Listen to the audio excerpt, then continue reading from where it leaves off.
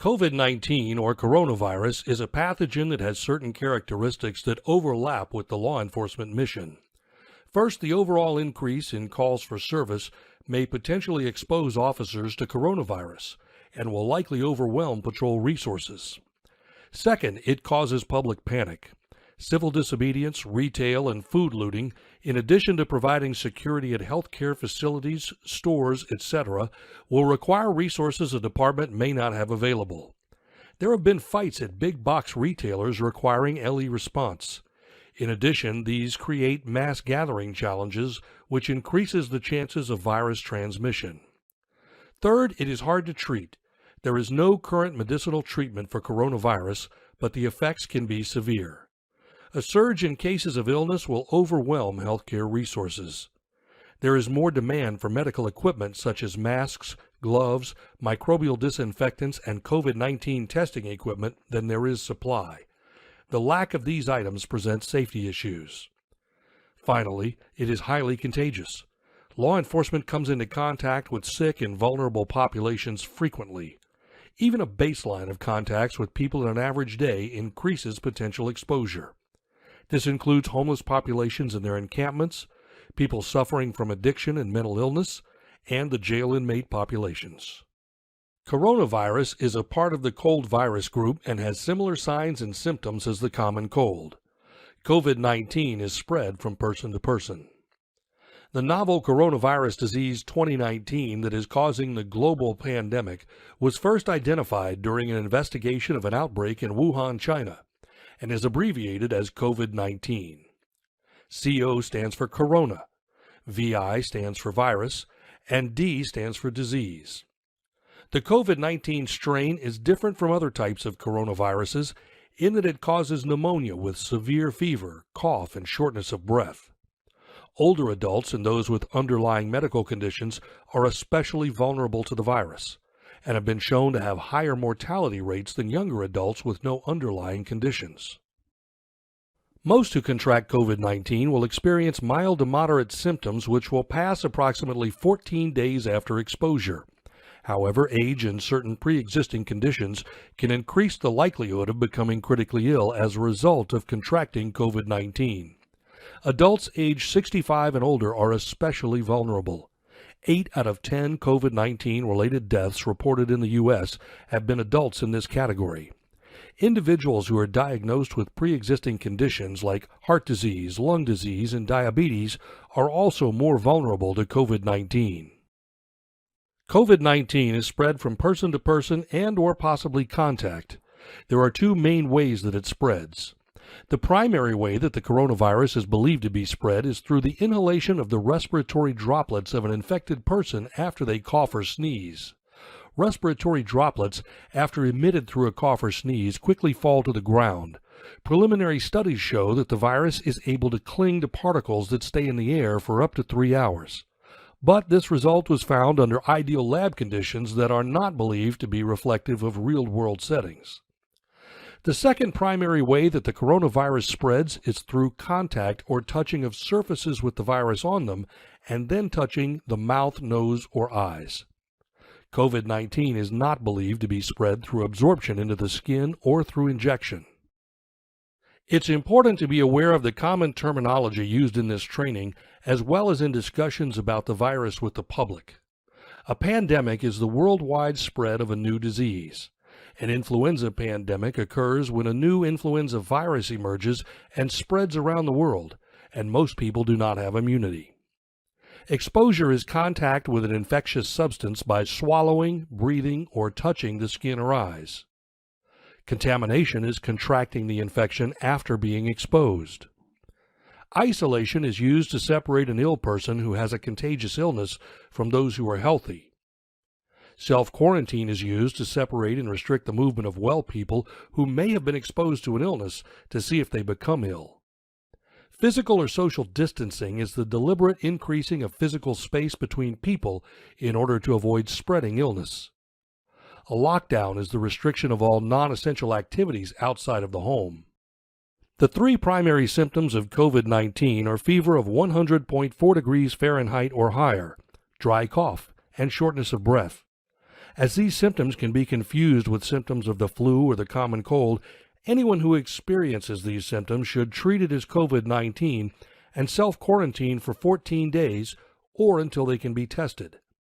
Symptoms of COVID-19 typically appear between 2 and 14 days after exposure. That being said, some individuals may contract the illness and exhibit no signs or symptoms at all.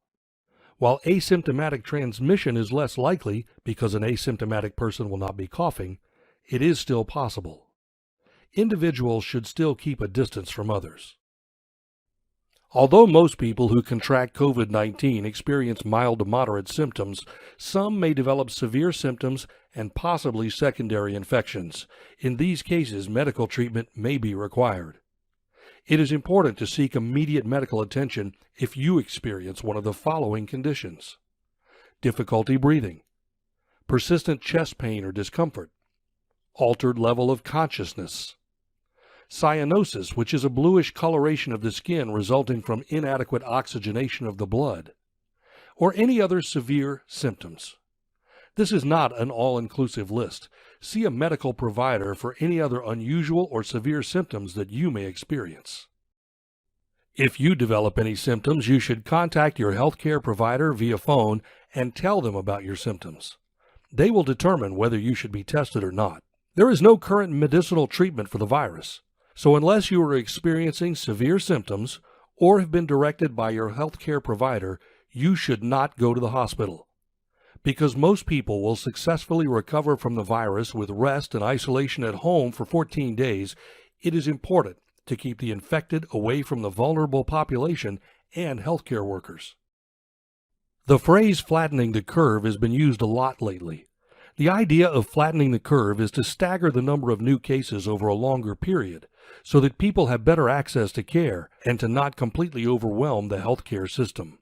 This is the reason for the extreme measures of physical and social distancing, travel bans, and self-quarantining. There are many protective measures officers can take to decrease the likelihood of contracting the coronavirus and spreading it to others. First of all, it is vital that officers take care of themselves during this stressful and uncertain time. Personal care includes ensuring adequate sleep, food and drink, vitamins, and vaccinations. Officers should not work when experiencing symptoms of illness. Officers should maintain situational awareness and gather as much information as possible from dispatch prior to potential contact with a sick person. PPE should be staged and ready to be used when needed.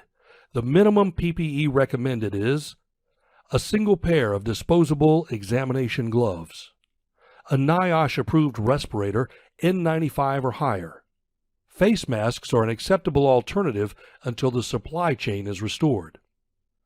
A disposable isolation gown or single-use disposable coveralls. Eye protection, goggles or disposable face shield that fully covers the front and sides of the face. If you're unable to wear a disposable gown or coveralls because it blocks access to duty belt and gear, ensure that your belt and gear are disinfected after contact with an individual. Time, distance, and shielding are important self-protection principles to remember during this outbreak. Time. For COVID-19, the period of quarantine is 14 days from the last date of exposure, because 14 days is the longest incubation period seen from similar coronaviruses. Someone who is actively sick with COVID-19 can spread the illness to others. Distance. COVID-19 is primarily spread by respiratory droplet, which occurs with close contact. The CDC defines close contact as being within 6 feet or about 2 meters of another person. Shielding. Sanitary hygiene practices such as covering coughs and sneezes and proper mask usage help prevent the spread of respiratory illness. Personal protective equipment like masks are a part of shielding. Personal protective equipment, PPE, should be properly put on or donned prior to exposure. The mask should be donned first, since the virus is primarily spread via droplets. To properly don the mask, first secure the ties or elastic bands at the middle of the head and behind the neck. Then ensure that the flexible band across the bridge of the nose fits securely. Place hands on the outside of the mask to ensure that it fits snugly against the face and below the chin. The second item of PPE to don is 2 sets of gloves. Gloves help to protect individuals' hands from exposure to contaminated surfaces. Third, the goggles or face shield should be applied and adjusted to fit. Finally, the gown, if available, should be donned. Fully cover torso from neck to knees, arms to end of wrists, and wrap around the back. Fasten in the back of neck and waist. Officers should note that the order of application of PPE may vary depending on the source. Many guidelines for donning PPE are aimed toward healthcare workers who may have different job requirements, needs for protection, and access to equipment. Follow your jurisdiction's procedures. The proper sequence of doffing or removal of PPE is to first remove the outer gloves, then the face shield or goggles, then the gown, then the mask or respirator, and finally the inner gloves. Be sure to wash your hands with soap and water for at least 20 seconds immediately after removing PPE. If soap and water is not available, use hand sanitizer with at least 60% alcohol. The animation demonstrates the process of removing used gloves. First, remove the first glove by pinching at the wrist and slowly pull it off. Be careful, as removing the glove too quickly may cause particles to become airborne and spread the infection. After the first glove is fully removed, ball that first glove into the palm of the second gloved hand. Next, while keeping a firm hold on the first glove, slip an ungloved finger underneath the wrist part of the second glove. Slowly pull the second glove off of the hand while keeping the first glove in the palm. Immediately dispose of the gloves in a nearby waste container. If you are using Frisk gloves or Kevlar-lined gloves, disinfect after each use. When removing a used mask, it's important to remember not to touch the outside. Hold your breath during removal to avoid inhaling infectious particles. Using both hands, grasp the elastic bands behind the head and pull them toward the front of your head to free the mask from your face. Do not snap the elastic or shake out the mask. Immediately dispose of the mask in a waste container. Keep the following thoughts in mind when coming into contact with other people. When possible, keep at least 6 feet of space in between you and the others. If you must come closer to people, provide them a mask if available. If no masks are available, ask them to cover their mouths and noses with a tissue or shirt sleeve. Avoid touching people and surfaces with your bare hands. If you must touch something or someone with bare hands, avoid touching your face and use hand sanitizer with at least 60% alcohol as soon as possible before moving to a new task. There are a few additional considerations to be aware of when interacting with potentially infected individuals. When possible, isolate the sick person in order to prevent further spread of the virus. Keep track of other individuals who have been around the sick person, including other officers. Ask the person about their symptoms and notify EMS if deemed necessary. In particular, pay attention to the symptoms that align with COVID-19, such as fever, dry cough, and shortness of breath. Unless life-saving procedures are needed, avoid physical contact with the person and keep a 6-foot distance.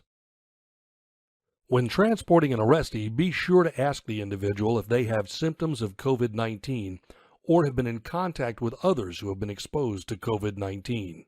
If the individual has a fever of 100.4 or above, officers may be instructed to take the arrestee to the hospital for clearance to book.